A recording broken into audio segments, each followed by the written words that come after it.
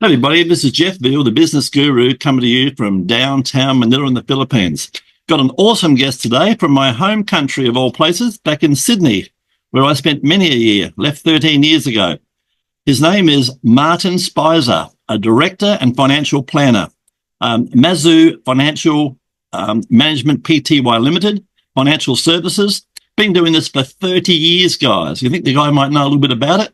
If you want to talk about your finances, this is the man to have a cup. Guys, costs you nothing to have a virtual cup of coffee and a 10 or 15-minute chat. So I suggest to you, reach out to this man. We've been having a chat. He's a very easygoing guy. Reach out, have a chat. He may be able to help you. If he can't help you, he'll tell you someone who can. Pretty simple stuff, guys. So we're in the one-stop shop of financial planners and mortgage brokers, helping my clients accumulate wealth and convert this into a healthy retirement. And that's important, guys. You've got to plan for the future. Work today, plan for tomorrow. His personal motto, I love it, integrity. Be honest and open, right? Fact about himself, at 60, congratulations, he's about to be a father again. So no wonder he's got to keep working, guys. And the good thing about that's going to keep him very, very young. Right, so it's my great pleasure to welcome to the stage, Martin. How are you, my friend? Yeah, very good, Jeff. Thank you. You're nice introduction. Tell us about your journey and what inspired you to pursue your current career path all those years ago. Well, I started off as I'm a chartered accountant by background. Oh, right. And I worked for the big firms, then I worked in the small firms, and I got to the point where I thought I'd rather be a creator than a reporter. So I got into financial planning when it was a very, very early and fresh industry in 1992. Mm-hmm. I set up my company in 1995, which is Masu Financial Management, and I've been going ever since. Right. So you've obviously seen a few things come and go and a few changes, regulations. Oh, most definitely. It's this industry has gone through a tremendous change in terms of compliance, training, education, regulation, product. There's been cycles in terms of, recessions, COVID, bubbles and all that type of stuff. So I've seen it all. Yeah, and it changes, guys. It's not set and forget, guys. If either of you guys think you know what you're doing, reach out, have a chat to Martin, tell him where you're at. Right? Have a chat. He'll give you some advice, and it's going to cost you nothing for a bit of advice, right? Tell me, what's been the most challenging aspect of your work, Martin? How have you overcome it? Well, as I said, probably the most challenging has been all the changes. There's increased regulation, compliance, which is costing, it makes it very, very costly to provide advice. And that's obviously trying to find that balance and mix between providing advice to people who need it at an affordable level. But, you stick to it, you do what you can. And then at the end of the day, it's all about showing people that they're going to be better off using a financial planner than not. Yeah, that's correct. I agree. Tell us about an important moment in your career. When was an aha moment when you changed direction? Well, as I said, it was in the early 90s when I was working as an accountant, and I thought, well, I could have gone that path of being a partner in an accounting firm. Yeah. But, in terms of just, I wanted to be a creator. I wanted to, I saw people reporting on their wealth, but I wanted to be involved in creating it. So that's basically what got me started. Yeah. What type of accountant were you? Were you one that said, if I said 2 and 2, you'd say, what do you want it to be, Jeff? Or were you straight? Well, I started off in the old, this shows my age, they were called Arthur Young at the time. Now they're Ernst Young. Wow. Yeah, so I started off there in the audit department. Yeah. And then I did my professional year with them, becoming a chartered accountant. Then I got into what's called business services, which is doing tax returns and accounting. And I worked for a couple of smaller firms because I wanted to get more on the ground level and get exposure that way. And that was a very good lead into financial planning, because once you understand how the finances work, in terms of balance sheets, profit and losses, etc., it made it a lot easier. And at the time, as I said, the financial planning industry was very young. Yeah. And it was basically, at that time when I came into it, mainly insurance, the old AMP insurance agents, just flogging AMP products. Yeah, big time. So, a lot of the firms were looking for young accountants and lawyers to get involved in that industry. And I was just, right time. Right time. Today, it'll be very, very hard to get into this industry because of the education. Yeah. But at the time, that's what the industry needed, was accountants and lawyers rather than the old AMP agents. Yeah, I get it. Yeah. I'm just laughing about accountants. I've been very lucky, guys. When I was back in Australia, I had 2 creative accountants. I had one used to work for Abe Zaffron and all the gangsters and all the guys from Flemington Markets. So you can imagine he was very creative, right? And, and he also owned. He was a cool guy. He owned a company called Gorillagrams. We used to come out to your house dressed as I remember that. Yeah, all that. He was a pretty cool guy, right? No, then he was Greek. Then I had another Greek after that. And he was also very, very good and very. But guys, you go to the right people like Martin here, they save you more than it costs. They'll just show you. They'll lay it out for you. They'll save you much more than what their fees are. So you're crazy if you're not going and getting professional help, right? You know, you don't do your own car servicing. You don't do your own work as a doctor. So get some financial advice that could make you or save you hundreds of thousands of dollars over your lifetime. It's simple as that. In your opinion, what are the keys, qualities, or skills that have contributed to your success? Well, look, first of all, it's perseverance. Yeah. And you've obviously got to have passion. Yeah, definitely. Because, look, unfortunately, a lot of people, you can tell them something and it's going to be good for them. But if they don't want to do it, there's nothing much you can do. So you've got to stick to it. Yeah. You've got to want to do this. In terms of education, I've done pretty much every type of education one can do to be a financial planner plus some. Yeah. So it's a tough industry. I can't see your wall. There's too many certificates there. Well, that's it. I mean, you have to. And as I said, it's a tough industry now. Yes. And, to stick in it, you've got to have that passion. Yeah, fantastic. And the key word, I spoke to Martin for a little while beforehand, is he's got one thing in spades, guys, integrity. That's the one thing you got to have in this business, integrity, right? Tell me, how do you stay motivated and continue to innovate and come up with new products in your field, Martin? Well, you stay motivated by helping people. So at the end of the day, if I'm seeing clients and being able to, at the end of the day, financial planning is about looking at a situation, asking what people's goals and objectives are, and trying to achieve those. Mm-hmm. So if you can do that, well, it's rewarding.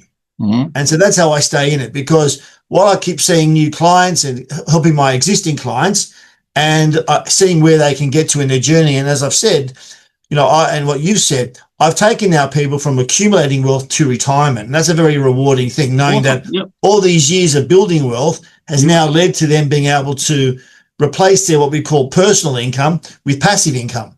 And that's quite rewarding when you see that. Lovely. Yeah. I was thinking about that because your clients become lifetime friends, right? They're not clients anymore. They start off as clients and they become friends down the track, right?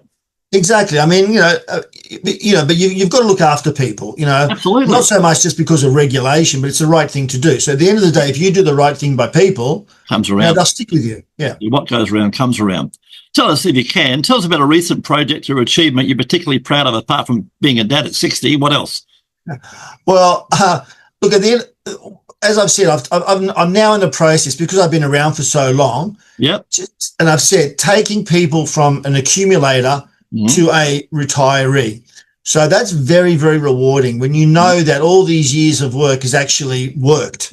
Yeah. And the people have achieved what we set out to do, 20, 30 years ago. Fantastic. Yeah, it's all about planning, guys. I'll give you an example, guys. I lost a business. I was about to sell it for $1.5 million, and I lost it because of COVID. I was about 2 weeks too late. I just hung around. I was going to get out. I'd had enough. I'd done it for 20 years. And I stayed too long, and the next thing, COVID came along, and I had zero, right? So there you go. It can happen, guys. So start planning, guys. You can never too early to start, like planting a tree. It's never too early to start planning. Is that right, Martin? Exactly. Right. Tell us, what advice would you give a young version of yourself to follow in your footsteps? A 20-year-old, what would you tell him? Well, you've got to have the passion. You're going to have to want to do this. This is not a profession for everyone. Sure. If you get in it, it's a tough industry. Yeah. And you're going to have to put in hard work. Yes. Yeah. I'd follow that by telling them, get a mentor, and you can save 5 and 10 years off the journey, guys, by getting someone like Martin who's been there and done it, right? Well, today they've changed the whole ways people can become financial planners. So you have to do what's called a professional year. So you actually have to work under a financial planner to become a financial planner. So they're sort of forcing mentorship. Yeah, fair enough. Yeah. And are you bringing people through? You bringing the odd ones through? Yes. I've currently got a young guy that's come in as a paraplanner. Awesome. He's now doing the professional year. Yeah. But But again, I want to make sure that the people that come through are the right people. Yeah. How old is he? Can be right for the industry. How old is he? 26. 26. Awesome. So he's on a new journey, right? Yeah. Tell me, looking ahead, what are your goals and aspirations for the future? Apart from being a great dad, what are your aspirations for the future? Well, I also just made the national New South State cricket team, so I want to do well in my cricket. Awesome. But how old are you? 60. 60, yeah. But it's the over 60s nationals. But look, I just want to keep doing what I'm doing. I want to, obviously my business is still in a growth phase. Yeah. I have, the younger guys. I want to be able to leave these guys something. And mentor so them, when I step out, there is a legacy. But just keep helping, keep helping people build wealth, save tax, and just, meet their goals. Yeah. So what's your special offer to our listeners? How can they get in contact with you and find out more about your services, Martin? Well, obviously I deal with Australian clients. Although if international people want to invest in Australia, there's still some opportunities. What I do offer is an initial meetings at no cost or obligation. Yeah. It will start off with a 5-minute phone call. All right. I was going to say phone call or in person. Yep. Start off with a 5-minute phone call. Yeah. Just to sort of, introduce ourselves, just get an idea. Virtual coffee. And then work out if it's worth then going to the next step, which is that no obligation meeting. We can either do that on Zoom, Teams, or if people want to come into my office in Sydney, happy to do that. Mm-hmm. And then if there's anything that we can do for people in terms of going to the next step, which is a financial planning, I then put a costing in place. And I say, well, if for you to go any further, it's going to cost you X dollars to proceed. Do you want to proceed? Yes or no? But at that point, people sort of know what they can and can't do. Sure. And then it's up to them whether they want to, continue on that financial planning journey. Yeah, typically, Martin, not knowing I'm a businessman, would you pretty much you can't guarantee anything in life, but would you pretty much say you could save me money and put me on the right track? Oh, definitely. I mean, whether it's just looking at people's superannuation funds and getting them into better funds with lower fees, better returns. Yes. I won't go into too much detail now, but I've been doing a lot of what's called private lending over the last 20 years. Where my clients basically become banks lending to people against secured properties. Awesome. And they've been making around 9 to 11% every year on those. Yeah. So that takes out a lot of the fluctuations of investments. Yeah. So look, there's always something that we can do because we're a one-stop shop. We're not just limited to a product where, we look at strategies and then what's the right product for each strategy. Yeah, pretty interesting. Pretty interesting. What's the best way to reach out and find out more about you? LinkedIn's the main one? LinkedIn or my email, which I'm happy to share with you. But yeah, if people want to email me or contact me on LinkedIn, that's great. Yeah. What is your email, by the way?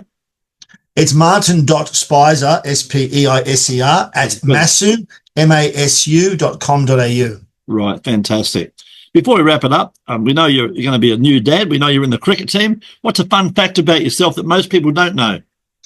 Well, most people know me quite well. I guess what's one of the fun facts? That's a tough one because I thought being a dad and playing state cricket is probably good enough. I'm a passionate Roosters and Swan supporter. I don't know about the Swans, but I love the Roosters too. They're a bit of a hodgepodge, but I love people like Tedesco. God, if you're as good as Tedesco in what you do, I'd love. There you go. Yep. No, I love my footy. Love my footy, love my cricket. Yeah, me too. I watch all the games, but some games I do the old YouTube. I just watch the 5-minute highlights because, for example, I'm not a fan of Titans and North Queensland. To me, that's a pretty basic game, right? Compared to like the other night, it was one of the best games I've seen in years. Penrith and Bulldogs, right? That was a game. That was a bloody good game. And even the last State of Origin was pretty awesome too, watching like a thriller, see if New South Wales could come back. And God, the kicking was woeful, wasn't it? Yeah, well, sport is a great leveler.